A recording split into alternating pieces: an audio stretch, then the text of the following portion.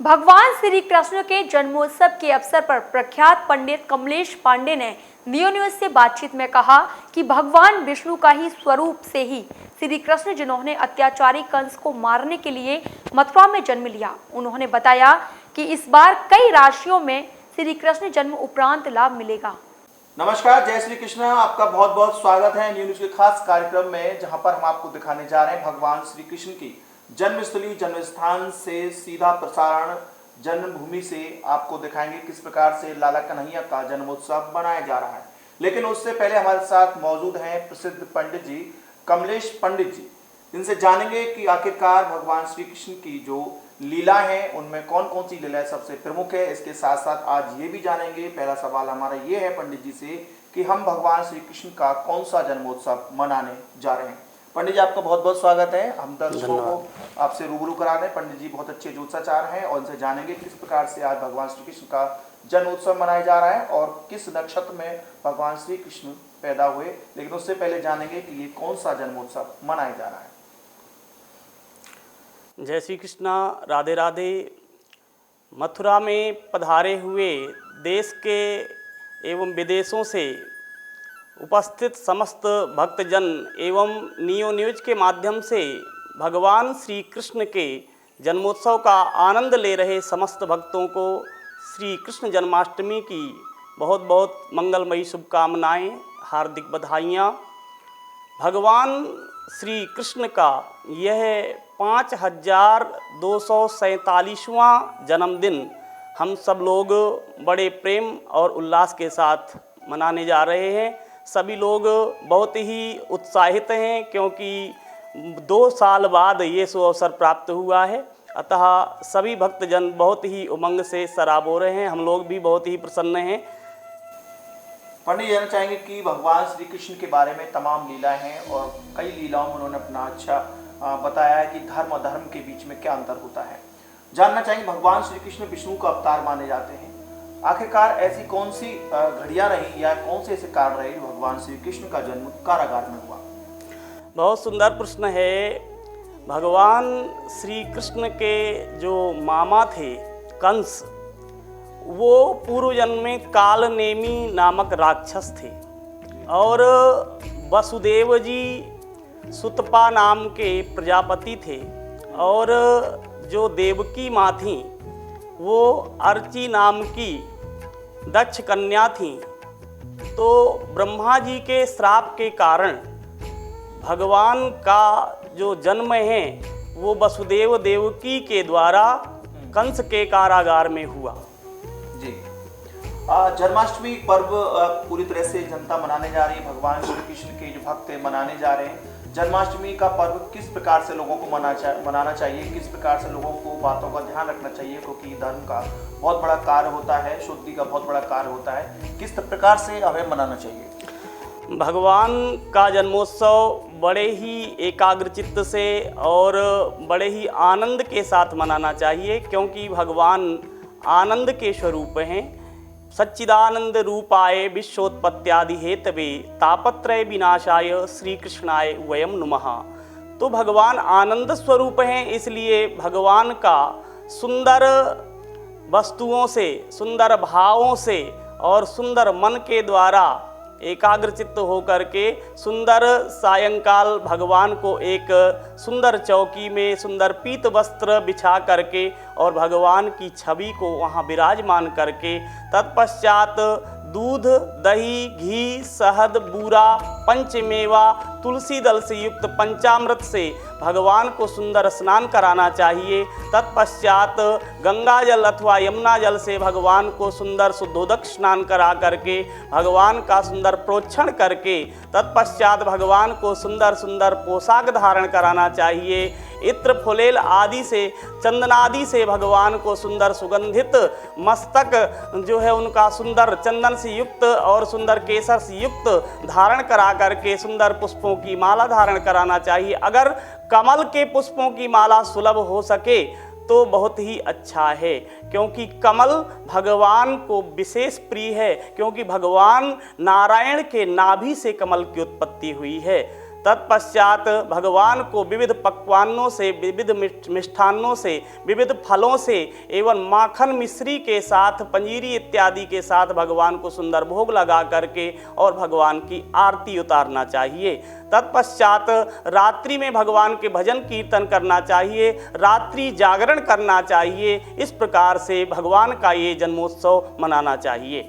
पंडित जी, आपसे जानना चाहेंगे कि बहुत से लोग भगवान श्री कृष्ण के जन्मोत्सव को लेकर के उत्साहित रहते हैं। भगवान श्री कृष्ण के जन्म को लेकर के कई तरह की विधाएं हैं, परंपराएं हैं। लोग इस दिन व्रत रखते हैं। व्रत के साथ उपवास के दौरान जब व्रत खुलता है तो पंजीरी का भगवान श्री कृष्ण को भोग लगाया था। इन दोनों का पहले जानना चाहेंगे व्रत का क्या महत्व है और फिर पंजीरी का ही क्या महत्व है लगाया था भगवान श्री कृष्ण को। बहुत सुंदर प्रश्न।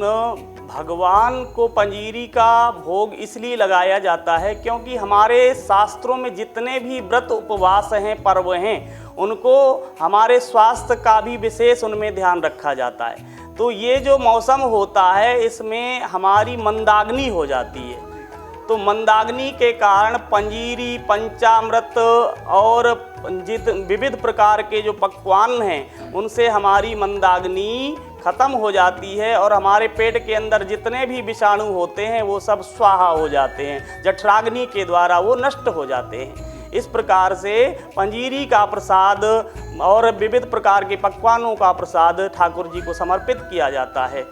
भगवान श्री कृष्ण को योगाचार माना जाता है। उन्हें कहा जाता है कि सबसे बड़े योगेश्वर भगवान श्री कृष्ण उनके नाम के आगे लगता है। इसका अर्थ होता है कि योग के बहुत बड़े ज्ञाता भगवान श्री कृष्ण रहे। योग के साथ साथ योग की बात करें, किस प्रकार से आयुर्वेद का ज्ञान की बात करें, पंडित जी ने हमें बताई, कमलेश जी ने, उन्होंने यही बताया कि इन दिनों मंदाग्नि का अर्थ होता है कि इन दिनों जो आपकी क्रिया है, दैनिक क्रिया है, यानी पाचन क्रिया कमजोर हो जाती है क्योंकि बरसातों का मौसम रहता है, बीमारी वाला मौसम रहता है। ऐसे में जो पंजीरी का महत्व है, पंजीरी जो होता है तत्व, पंजीरी के जो तत्व होते हैं वो आपके कीटाणुओं को, विषाणुओं को मार देते हैं। इसलिए भगवान श्री कृष्ण ने ये कहा है, आयुर्वेद में मिलता है, चरक सिद्धांत में मिलता है। उसके साथ साथ भगवान श्री कृष्ण क्योंकि योगाचार्य थे, अपने योग का विशेष ध्यान रखते थे। इसके साथ साथ पंडित जी ने ये बताया कि भगवान श्री कृष्ण गाय सिर्फ इसलिए रखते थे, योग करते थे, प्राणायाम करते थे। योग प्राणायाम से इतनी गर्मी पैदा होती है जो मात्र गौघृत या गायों से बने जो पदार्थ होते हैं उनसे शांत हो सकती है।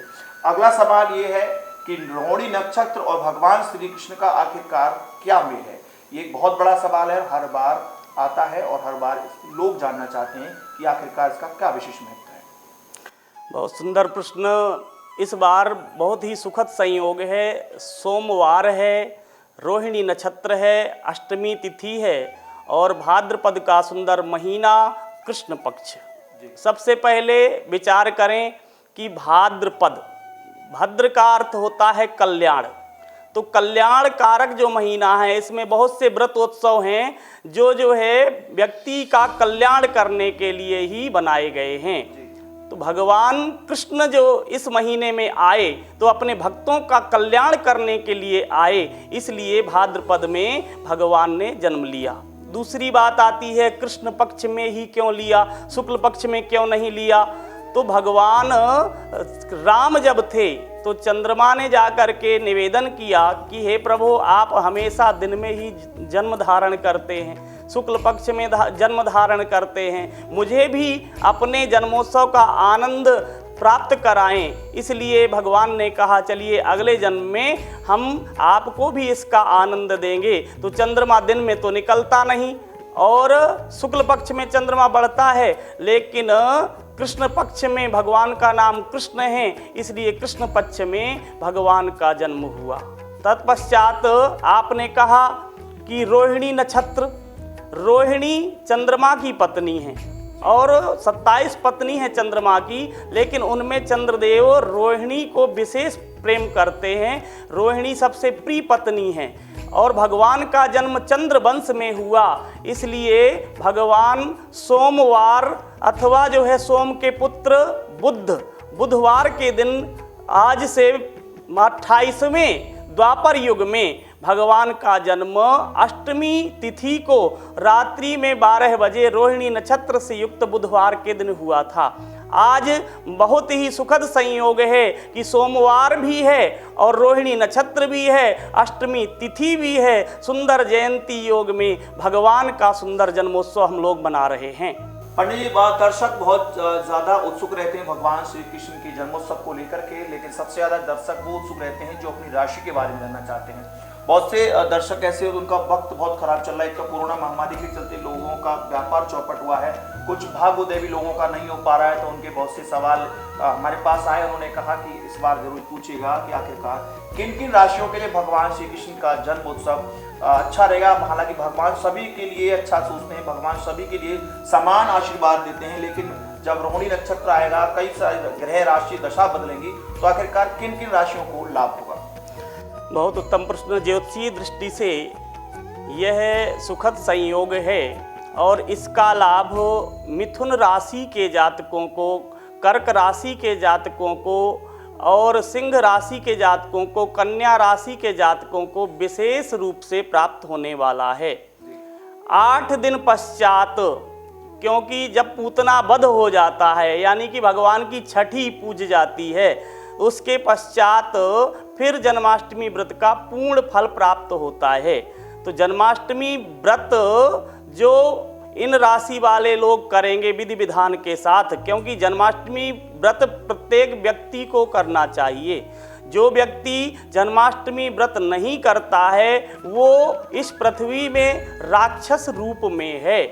स्कंद पुराण में कहा गया है कि जो व्यक्ति भगवान के जन्मोत्सव का आनंद लेता है, भगवान का जन्माष्टमी व्रत करता है और भगवान के सुंदर जन्मोत्सव में उपवास करता है, भगवान का सुंदर श्रृंगार करता है, भगवान की सुंदर महाआरती उतारता है, वो निश्चित रूप से 100 जन्म के अपने पापों से मुक्त हो जाता है।